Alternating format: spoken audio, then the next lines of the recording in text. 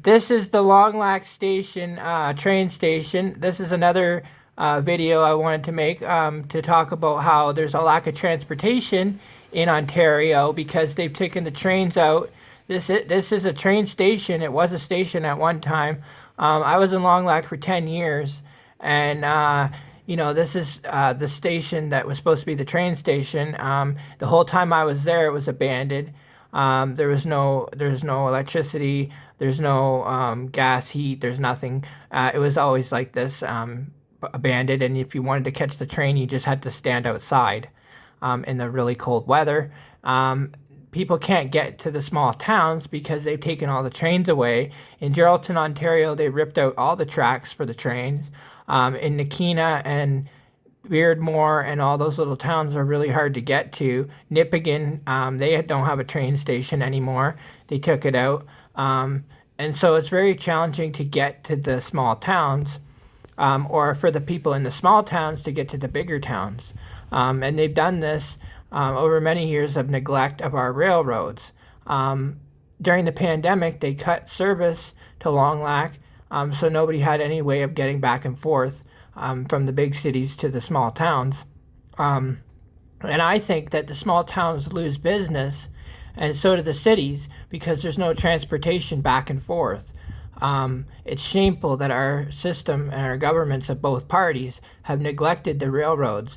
They put a lot of money into planes, and buses, but the majority of the bus companies are also leaving.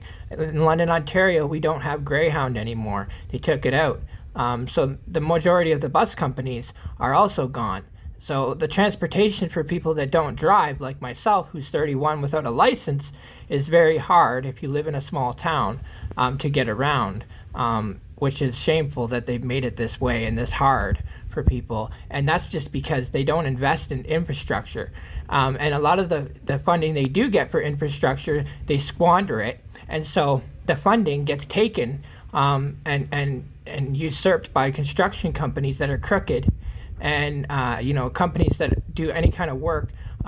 They just stretch out the projects and do very minimal amount of work, and the work that they do isn't really that great. And so that's why the system is the way the railroad system operates the way it does, because they never really did put the work into putting new ties and new railroads all the way through the country. Instead, they did patchwork, and you see that even with housing.